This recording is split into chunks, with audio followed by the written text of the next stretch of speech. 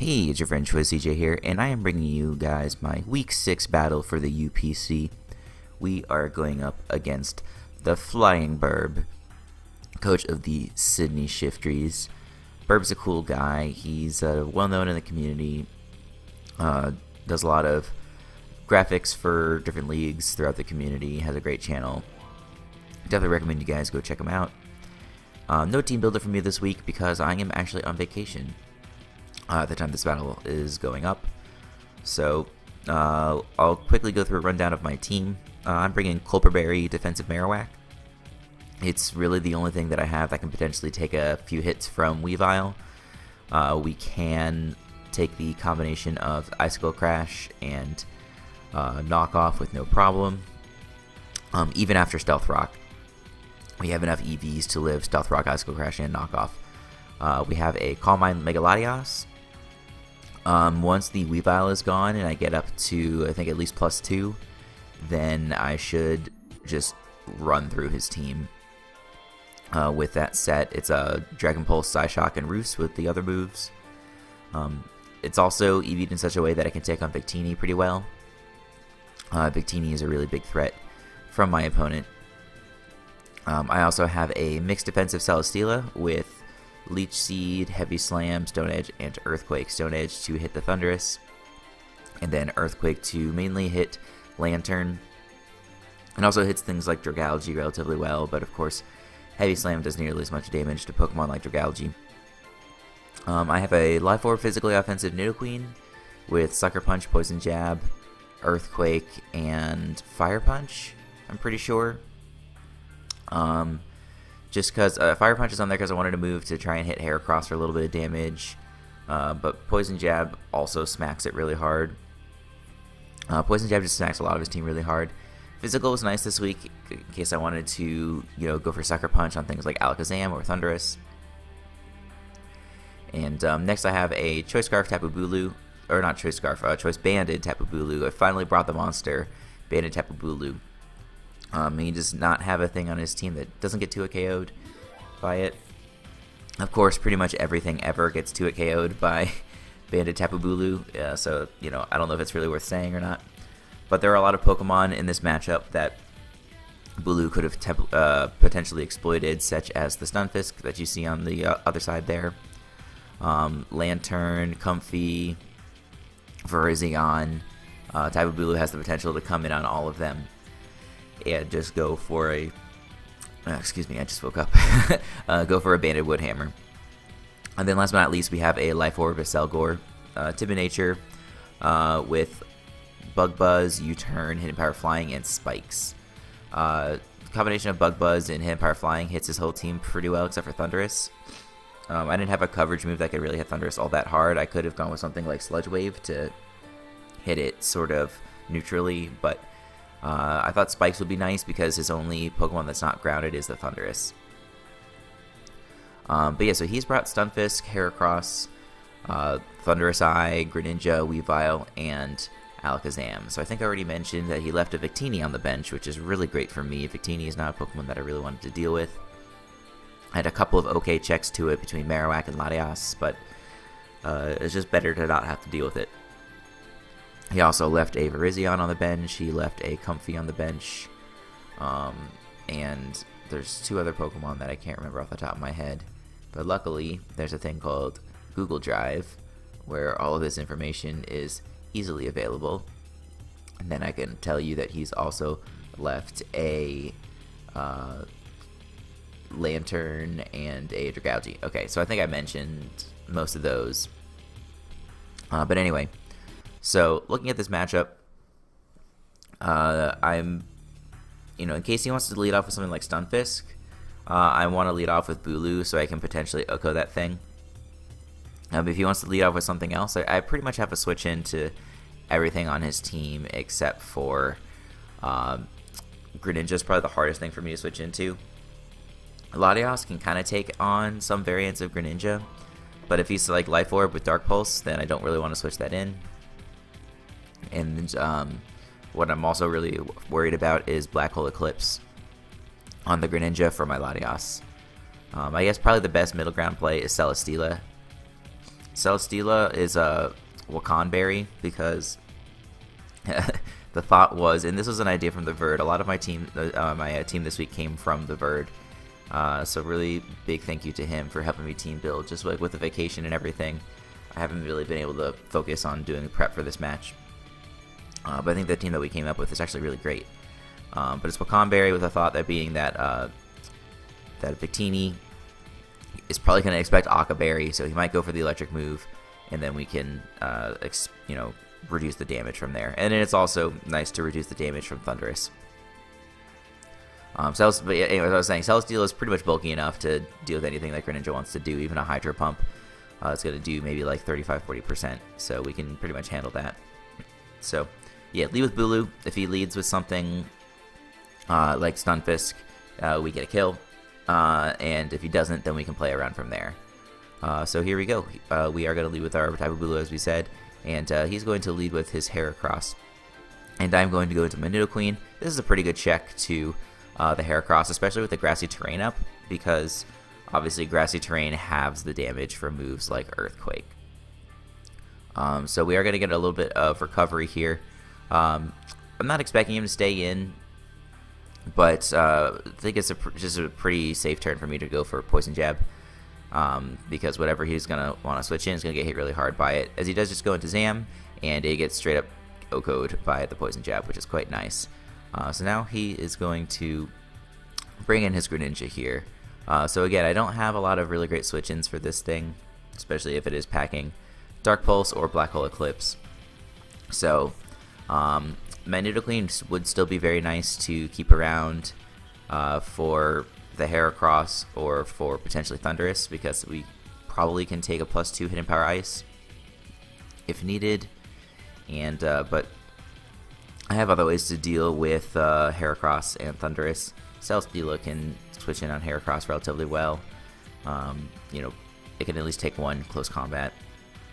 And then Thundurus, if he's not packing Sludge Wave, I think Tapu Bulu can take 1 HP Ice. Marowak's a good switch in for it. Latios is a pretty good switch in for it. One thing I do have to be aware of course, is Black Hole Eclipse on the Thundurus as well. But anyway, I digress. The point is, I am just going to go for a Sucker Punch. Just try and get up a little chip on the Greninja. And he's going to follow up with a Scald and take me out. And he doesn't show the Life Orb, so that again makes me worry that he's potentially Z-Crystal. But anyway, now that Greninja is out here, this is a very good opportunity for me to go into my Acelgor and get up a Bug Buzz on something. It might have been nice for me to U-turn here as he brings in the Stunfisk, because now he's going to be able to go for the Stealth Rock for free. If I had U-turned, I could bring in my Tapu Bulu and immediately threaten this thing or anything else on my team. But Bug Buzz was still a decent play, because you saw it did a big chunk to that Stunfisk.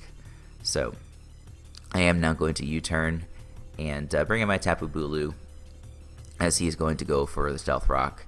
A little disappointing. Stunfisk is the only Stealth Rocker that he has on his entire roster, so stinks that he brought it over the other Mons. It stinks for me. I mean, it was a great choice on his part, of course.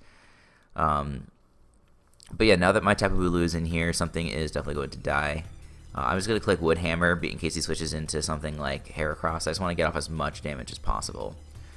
And, I could have gone for Horn Leech and killed this thing in front of me anyway, but again, I wanted to try and do, if he wanted to switch in, I wanted to try and do as much damage as possible. So now he goes into the Weavile. As I mentioned in the intro to this video, Marowak is EV'd to live the combination of Stealth Rock, Icicle Crash, and a knockoff. So he does 15% with his Icicle Crash, no problem. He does not show the Life Orb, which is quite nice, so we live this pretty comfortably, 13%. And we're able to KO with a Flare Blitz. I would have liked to have run like Fire Punch or something, so we don't immediately die to the recoil. But without an item like Thick Club to boost my attack, there was no way that was going to happen. So we had to run Flare Blitz, and we doubled down here. The Weavile is going to go down. So I'm thinking here, Acelgor is a pretty good mon to go into, because it can either hit something on his team very hard, or it can U-turn out. And so he does go into this Greninja. So the last time Greninja was in versus Acelgor, it switched out, fearing the Bug Buzz. So I'm anticipating a similar play here, and I'm going to click U-turn. But you know, this might be sort of like a hindsight is 50-50 sort of thing. Or hindsight's 2020, not hindsight's 50-50. I guess I'm thinking like 50-50 play, you know, like a. But no, this is. I think what I'm trying to say is that I think Bug Buzz was the right play here, pretty much no matter what. If he wants to go into Heracross, I do have the Hidden Power Flying to take that on, and I think it does like 75% to a Adamant max speed Heracross. If he wants to go into Thundurus, I can U-turn the following turn and bring in pretty much anything I want. You know, I don't know what the calcs are versus Bulu, but you know, we could have worked around that. And then if he stays in, then we obviously just Oko this thing, and no problem. But instead, I do go for a U-turn, and he stays in, which, you know, again, caught me off guard.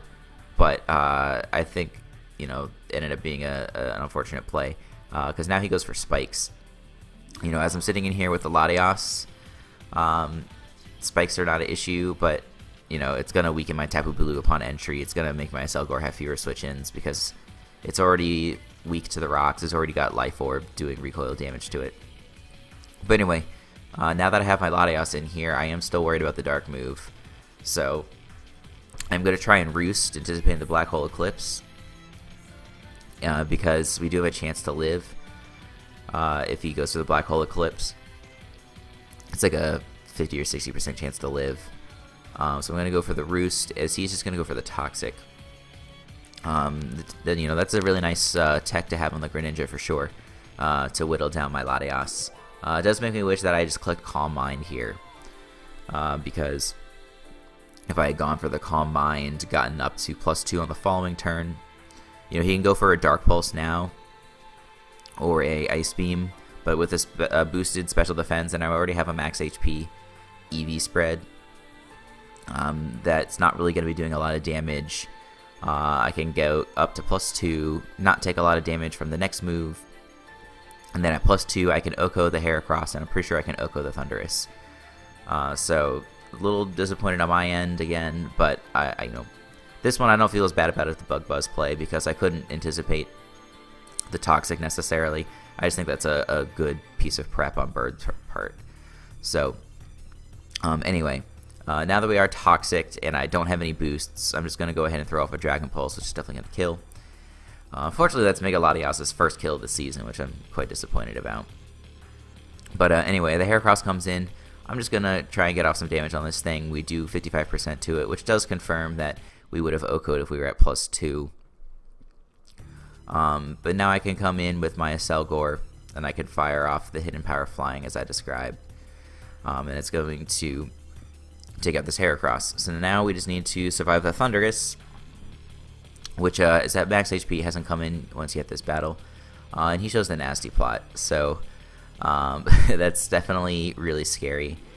And then on top of that, he shows that he is Leftovers. So that's actually a really huge deal, because my Celesteela, which is Wakanberry, does have the Stone Edge to potentially hit the Thundurus. And I can show you guys the calc here in a moment if you're interested.